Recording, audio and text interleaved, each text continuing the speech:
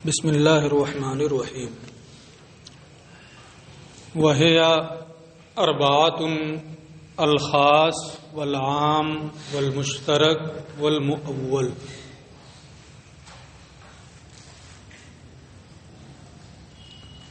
وضع کے اعتبار سے نظم کی قسموں کا بیان چل رہا تھا جو تقسیم اول ہے۔ تو نظم کے وضع کے اعتبار سے نظم کی 4 قسمیں ہیں۔ کون کون؟ خاص، عام، مشترک، مؤول۔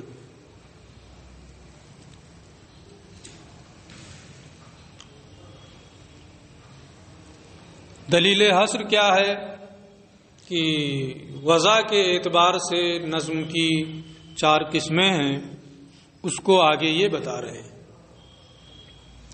لأن اللفظ اما ان يدل على معنى واحد او اکثر، کیونکہ لفظ وضع کے اعتبار سے یا تو ایک معنی پر دلالت کر رہا ہوگا یا ایک سے زیادہ معنی پر اس کی دلالت ہو رہی ہوگی۔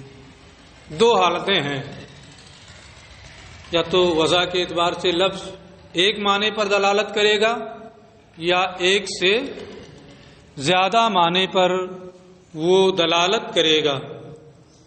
فَإِنْ كَانَ الْأَوَّلُ، اگر پہلی صورت ہے یعنی وضع کے اعتبار سے ایک معنی پر اگر لفظ کی دلالت ہو رہی ہے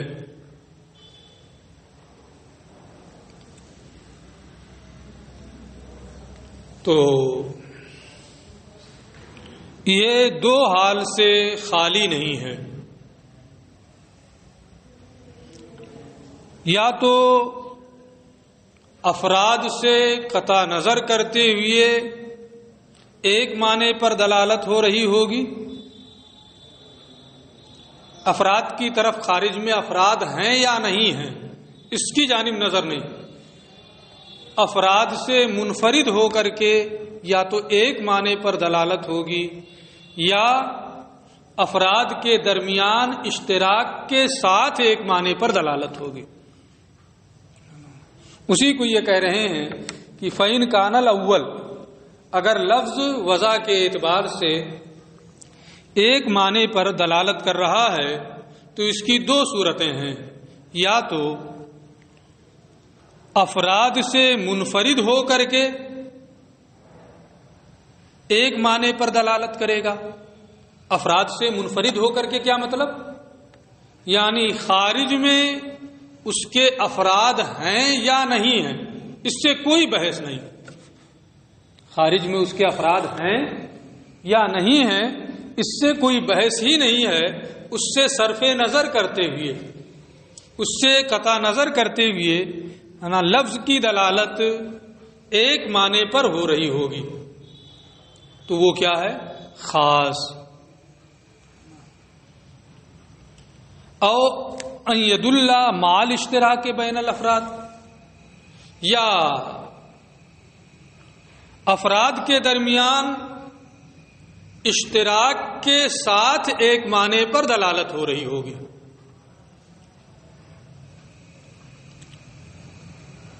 اب اگر افراد کے درمیانی خارج میں اس کے افراد ہیں،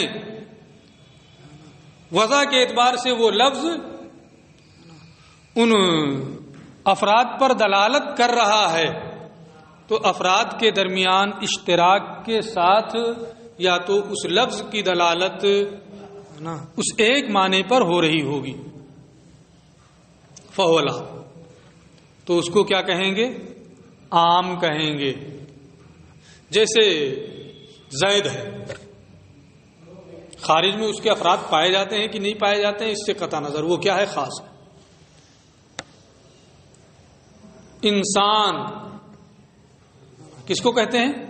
حیوان ناطق کو کہتے ہیں، آپ کہہ لیجیے. یہ اس کا ایک معنی ہے، ایک معنی پر دلالت ہو رہی ہے. لیکن خارج میں اس کے بہت سے افراد ہیں، تو افراد کے درمیان اشتراک کے ساتھ اس ایک معنی پر دلالت ہو رہی ہے نا. تو اس کو کیا کہیں گے؟ عام کہیں گے. ٹھیک ہے، دو ہو گیا. وَإِنْ كَانَتْ ثَانِي، اور اگر کئی معنوں پر، کثیر معنوں پر وضع کے اعتبار سے لفظ کی دلالت ہو رہی ہے تو یہ بھی دو حال سے خالی نہیں. اگر کئی معنوں پر وضع کے اعتبار سے اس کی دلالت ہو رہی ہے فَإِمَّا أَن يَتَرَجَّحَ أَحَدُ مَعَانِيهِ بِالتَّأْوِيلِ أَوْلَى، بعد میں آئے گا. تو یا تو اس کے مختلف معانی میں سے کوئی ایک معنی تاویل کے ذریعے سے راجح ہو جائے گا. کئی معنوں پر اس کی دلالت ہو رہی ہے وضع کے اعتبار سے، ان کئی معنوں میں سے ایک معنی تاویل کے ذریعے سے راجح ہو جائے گا، یا تو اس کو کیا کہیں گے؟ مؤول. یا ان کئی معنوں میں سے کوئی معنی تاویل کے ذریعے راجح نہیں ہوگا تو اس کو کیا کہیں گے؟ مشترک. ٹھیک ہے، وہی کہہ رہے ہیں فَإِمَّا أَن يَتَرَجَّحَ أَحَدُ مَعَانِيهِ بِالتَّأْوِيلِ، تو یا تو اس کے مختلف معانی میں سے، کثیر معانی میں سے کوئی ایک معنی تاویل کے ذریعے راجح ہو جائے گا تو اسے مؤول کہیں گے. وَإِلَّا، یا راجح نہیں ہوگا ہے نا، ورنہ اسے مشترک کہیں گے. یعنی راجح نہیں ہوا تو وہ کیا ہے؟ مشترک ہے. اب ایک دوسری چیز یہ بتا رہے ہیں، جو اتنی چیزیں تو آپ ابھی اجمال ہی ہے، لیکن اتنی چیزیں تو آپ اصول شاسی میں بھی پڑھیں. یہ کہتے ہیں کہ بار بار میں یہ بات بھی کہہ چکا ہوں کہ تقسیم واحد کے اقسام میں مباینت ہوتی ہے.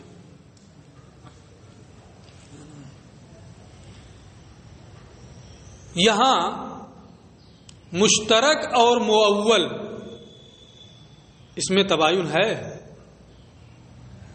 تعویل ہو گئی تو وہ مشترک ہی تو تھا، تو اس میں تو تباین نہیں ہوا. ایک چیز. دوسری چیز یہ ہے کہ مؤول یہ اس میں مفعول ہے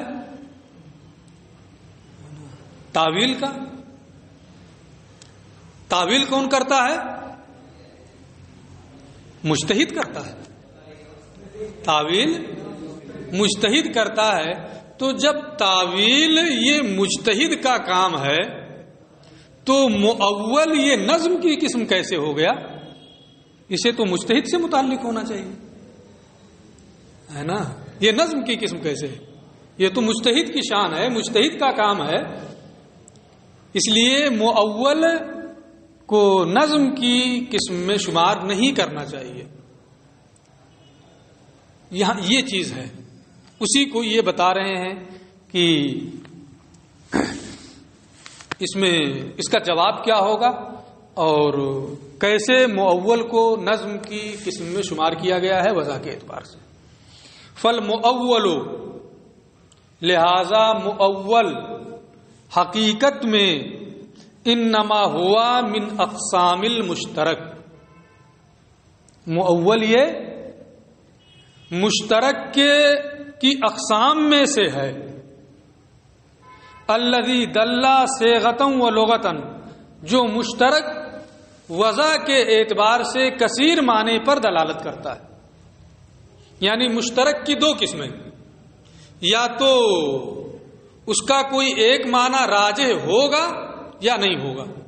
اگر راجح ہو جائے تو مؤول، اور اگر راجح نہ ہو تو مشترک. ٹھیک ہے، تو اب ایک سوال کا جواب ہو گیا کہ مؤول یہ مشترک کی قسم ہے نا، اور قسم اور مقسم جو جس کی تقسیم ہوئی ہے ان کے درمیان تباین نہیں ہوتا ہے.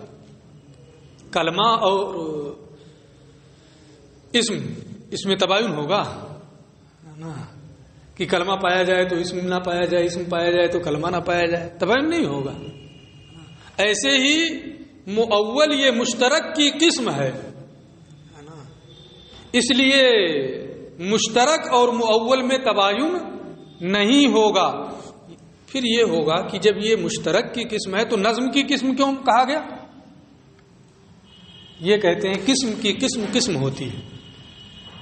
مشترک یہ وضع کے اعتبار سے نظم کی قسم ہے، اور مؤول یہ مشترک کی قسم ہے، لہذا مشترک کے واسطے سے مؤول نظم کی قسم ہے نا۔ اس لیے وضع کے اعتبار سے نظم کی قسم میں مؤول کو شمار کیا۔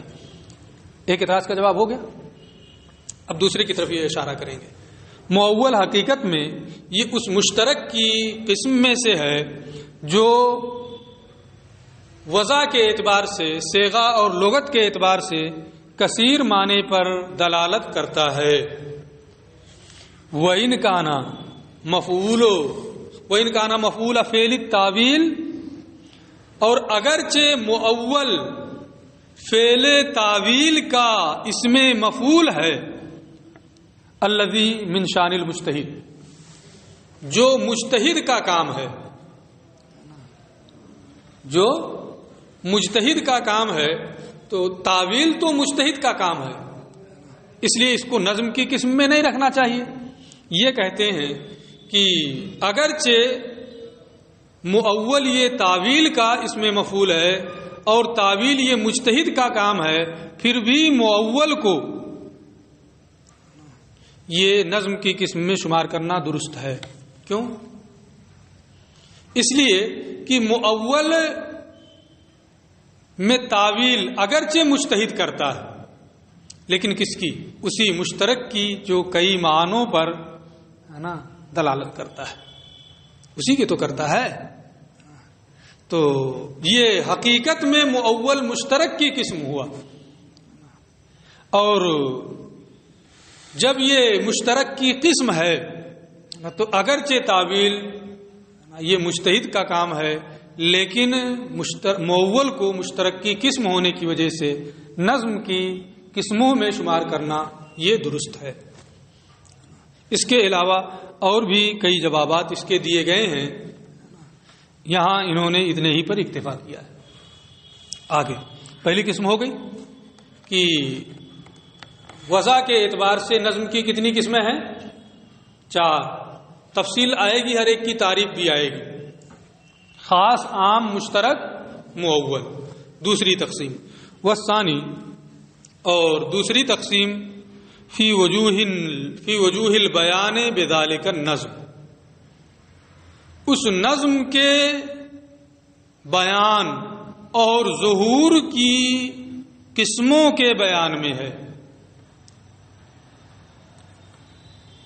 یہاں بیان ظہور کے معنی میں اس نظم کے ظاہر ہونے کی قسموں کے بیان میں ہے، یعنی التقسیم الثانی، یعنی دوسری تقسیم، فی طرق ظہور المعنی وخفائہ بذالک النظم المذکور فی التقسیم الاول من الخاص والعام، یعنی دوسری تقسیم معنی کے ظاہر ہونے اور معنی کے پوشیدہ ہونے کی قسموں کے بیان میں ہے۔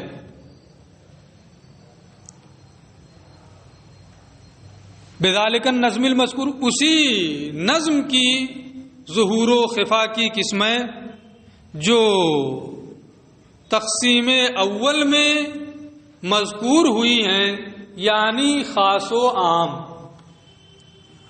یہ تو لفظی بالکل ترجمہ ہو گیا۔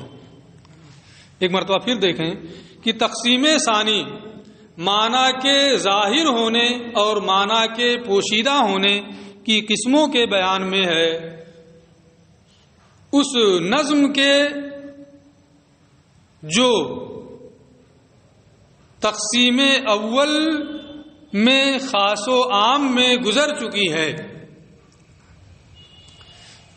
بذالک النظم المذکور فی التقسیم الاول من الخاص والعام، تقسیم اول میں جو خاص و عام گزر چکا ہے اسی نظم، اسی خاص و عام، اسی نظم کے پوشیدہ ہونے اور اسی نظم کے ظاہر ہونے کی قسموں کے بیان میں دوسری تقسیم ہے۔ یعنی کیف یظہر المعنی من النظم، نظم سے معنی کا ظہور کیسا ہے، مسوقن اور غیر مسوقن، حالت سیاق میں کلام اس کے لیے چلایا گیا ہے، اور غیر مسوقن یا حالت غیر سیاق میں کلام کا ظہور کیسا، ظہور معنی کیسے ہے، حالت سیاق میں یا حالت غیر سیاق میں، تعویل کا محتملاً للتعویل اولا، تعویل کا احتمال رکھتا ہے یا نہیں رکھتا۔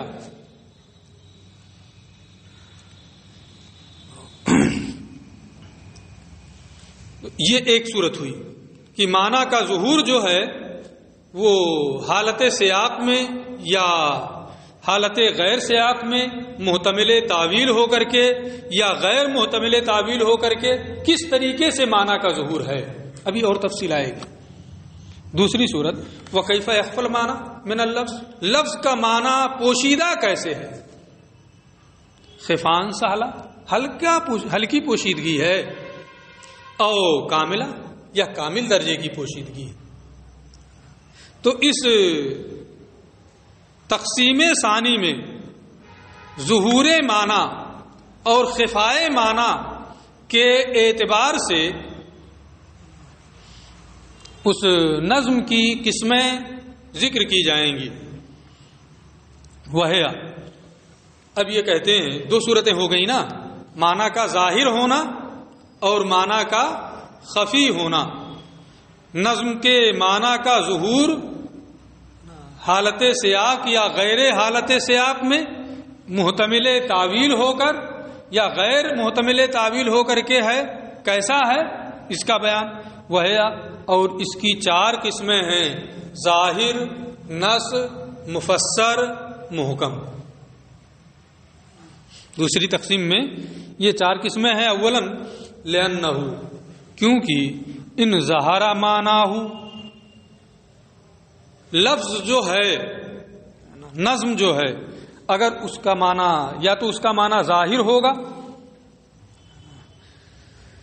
لأنہ ان ظہر معناہ، کیونکہ لفظ کا معنی اگر ظاہر ہے، فإما أن يحتمل التاویل اولا،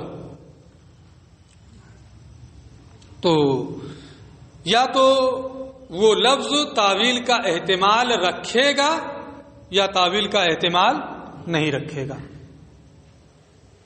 فَإِنِ احْتَمَلَهُ، اگر ظہور معنی کے ساتھ وہ لفظ محتمل تعویل ہو، تعویل کا احتمال رکھے، تو اس کی دو صورتیں ہیں، یا تو نفس صیغہ ہی سے اس کا معنی ظاہر ہوگا، سوق کلام اور غیر سوق کلام، کلام کو اس کے لیے چلایا گیا نہیں چلایا گیا اس سے کوئی مطلب نہیں ہے نا، ویسے ہی معنی سمجھ میں آ جا رہا ہے۔ کبھی ایسا ہوتا ہے کہ دیکھنا پڑتا ہے کلام ہے کس تعلق سے، پھر معنی سمجھ میں آتا ہے، ہوتا ہے کہ نہیں ہوتا ہے؟ کبھی ایسا ہوتا ہے کسی جانب کچھ غور کرنے کی ضرورت نہیں ہے، دیکھا سمجھ میں آ گیا، دونوں صورتیں ہوتی ہیں۔ تو کلام جو ہے اس کا معنی اگر ظاہر ہے تو وہ محتمل تعویل ہوگا یا محتمل تعویل نہیں ہوگا۔ اگر اس کے اندر احتمال تعویل ہے نا، تو معنی کا ظہور ہے تو احتمال تعویل، لیکن معنی کا ظہور فَإِنْ كَانَ ظُهُورُ معنی، تو اگر اس کے معنی کا ظہور محض صیغے ہی سے ہو جا رہا ہے تو اس کو کیا کہیں گے؟ ظاہر۔ اور اگر محض صیغے ہی سے، صرف صیغے سے معنی کا ظہور نہیں ہو رہا ہے، سوق کلام کو بھی دیکھنا پڑتا ہے، تو نص ہے۔ ٹھیک ہے، دو قسمیں ہو گئی۔ اور وَإِن لَّمْ يَحْتَمِلْهُ، اور اگر وہ لفظ کا معنی ظاہر ہو، لفظ کا معنی ظاہر ہے اور محتمل تعویل نہیں ہے، تو بھی دو حالتوں سے خالی نہیں، یا تو نسخ کو قبول کرے گا یا قبول نہیں کرے گا۔ اگر وہ نسخ کو قبول کرے تو اس کو مفسر کہتے ہیں۔ کلام اگر احتمال کلام کا معنی ظاہر ہے اور لیکن وہ تعویل کا احتمال نہیں رکھتا ہے اور نسخ کا احتمال اس کے اندر ہے، تو اس کو کیا کہیں گے؟ مفسر۔ ٹھیک۔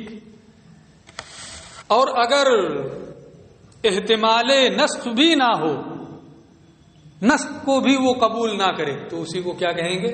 محکم۔ چاروں قسمیں ہو گئی۔ چلیے، وَإِلَّا، ورنہ اگر وہ نسخ کو بھی قبول نہ کرے تو اسے کیا کہیں گے؟ محکم۔ فَهَذِهِ الْأَقْسَامُ كُلُّهَا، یہ چاروں قسمیں جو ہیں، کیا عام اور خاص کی طرح سے اس میں تباین ہے؟ عام خاص مشترک کی طرح سے؟ عام خاص مشترک میں تو تباین ہے، ایک دوسرے کے ساتھ جمع نہیں ہو سکتی، لیکن اس میں کیا ہے؟ بعض سے اولا ہے، نص میں ظاہر بھی ہے نا، اسی طریقے سے باقی کا معاملہ ہے۔ فَهَذِهِ الْأَقْسَامُ كُلُّهَا اولا من بعض، یہ تمام اقسام ان میں کی بعض سے اولا ہیں۔ فَيُوجَدُ الْأَدْنَى فِي الْأَعْلَى، اور ادنا اعلیٰ میں پایا جا رہا ہے۔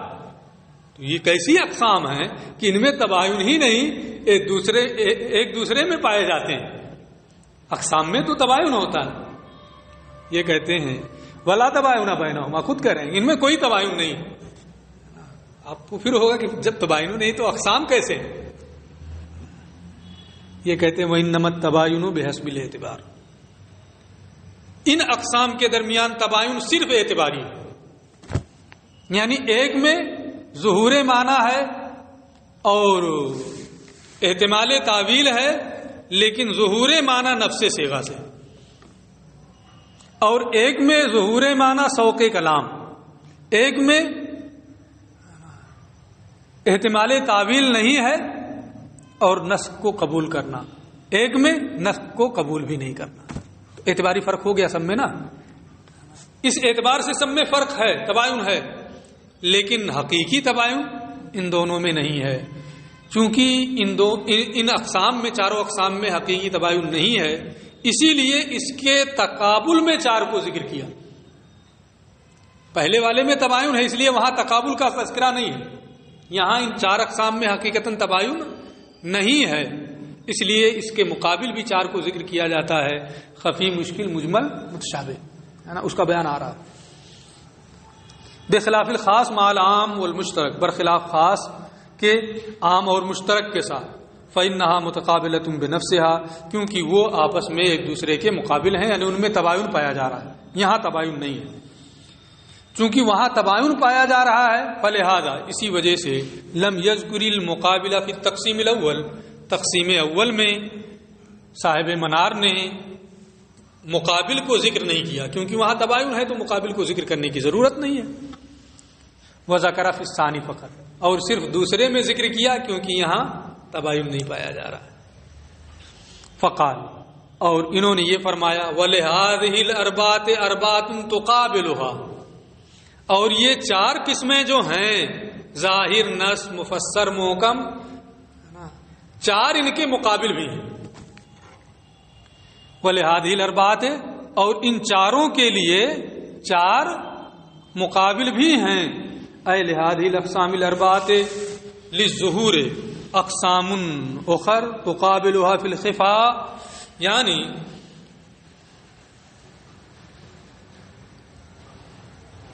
ان اقسام ظہور میں ان اقسام اربع کے لیے دوسری چار قسمیں ہیں جو خفا میں ان کے مقابل ہیں، جو پوشیدہ ہونے میں ان کے مقابل ہیں۔ فکما، انا فی الاول بعضھا اولا من بعض فی الظہور، اور جیسے پہلے والے جو ہیں ظاہر، نص، مفسر، محکم، ان میں بعض سے ظہور میں راجح ہے، قوی ہے نا، محکم سب سے زیادہ ظاہر. فکما ان فی الاول، تو جس طریقے سے پہلے میں بعض سے ظہور میں قوی ہے، کذالک فی المقابل، یہی حال مقابل میں بھی ہے، بعضھا اولا من بعض فی الخفا، ان میں سے بعض دوسرے بعض سے پوشیدگی میں قوی ہے، یعنی ایک میں کم خفا ہے، دوسرے میں اس سے زیادہ، تیسرے میں اس سے زیادہ، چوتھے میں اس سے زیادہ. فیوجد الادنیٰ فی الاعلیٰ، یہاں بھی ادنا اعلیٰ میں پایا جاتا ہے، یہاں بھی تباین نہیں ہے، صرف تباین اعتباری ہوگا. وہ 4 قسمیں کیا ہیں؟ وہ ہے الخفی والمشکل والمجمل والمتشابہ. وہ 4 قسمیں نا، خفی، مشکل، مجمل، متشابہ ہیں. لأنہ، کیونکہ لفظ کا معنی، نظم کا معنی، نظم کی مراد، ان خفیہ معنی، اگر اس کا معنی پوشیدہ ہے، فإما أن يكون خفاؤه لعارض غیر الصیغۃ، تو جو پوشیدگی ہے وہ پوشیدگی یا تو صیغہ کے علاوہ کسی عرض عارض کی بنیاد پر ہوگی، یا نفس صیغہ کی بنیاد پر پوشیدگی ہوگی. یا تو نفس صیغہ کی وجہ سے پوشیدگی ہوگی، یا صیغہ کے علاوہ کسی عارض کی وجہ سے پوشیدگی. اگر صیغہ کے علاوہ کسی عارض کی بنیاد پر پوشیدگی ہے تو اس کو کیا کہیں گے؟ خفی، ہے نا. اور اول نفس صیغہ، اور اگر یا نفس صیغہ کی وجہ سے پوشیدگی ہوگی، اگر نفس صیغہ کی وجہ سے پوشیدگی ہے تو یہ بھی 2 حال سے خالی نہیں، یا تو غور و فکر کے ذریعے سے اس کا ادراک ممکن ہوگا یا نہیں ممکن ہوگا. اگر غور و فکر کے فَإِنْ أَمْكَنَ إِدْرَاكُهُ بِالتَّأَمُّلِ، اگر غور و فکر کے ذریعے سے اس کا ادراک کیا جا سکتا ہے تو اس کو کیا کہیں گے؟ مشکل، یعنی معنی پوشیدہ ہے نفس صیغہ کی وجہ سے، لیکن غور و فکر کی وجہ سے، غور و فکر کے ذریعے سے اس کا ادراک کیا جا سکتا ہے تو وہ کیا ہے؟ مشکل. وَإِن لَّمْ يُمْكِن، اور اگر نفس صیغہ میں پوشیدگی ہے اور تأمل کے ذریعے سے اس کا ادراک نہیں کیا جا سکتا تو 2 حال سے خالی نہیں. فَإِنْ كَانَ الْبَيَانُ مَرْجُوًّا مِنْ جَانِبِ الْمُتَكَلِّمِ، تو یا تو متکلم کی جانب سے اس کا بیان آنے کی امید ہوگی، تعویل نہیں کی، غور و فکر کے ذریعے سے، تأمل کے ذریعے سے نہیں سمجھ میں آتا ہے تو جس کا کلام ہے وہ خود ہی اس کو بیان کر دے. یا تو اس کی امید ہوگی یا اس کی بھی امید نہیں ہوگی. اگر